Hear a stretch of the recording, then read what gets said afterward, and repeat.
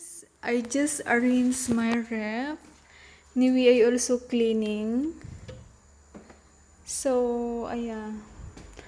It's empty. Only fruits and veggies from garden. Oh, we not grocery. I think this 1 week. Every week kami nag-grocery, guys. But yeah, every Tuesday. So empty.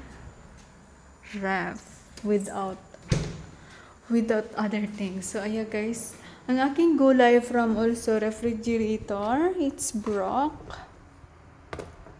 Yes, tingnan nyo. Tagal na kasi I did not cooking. So, yeah.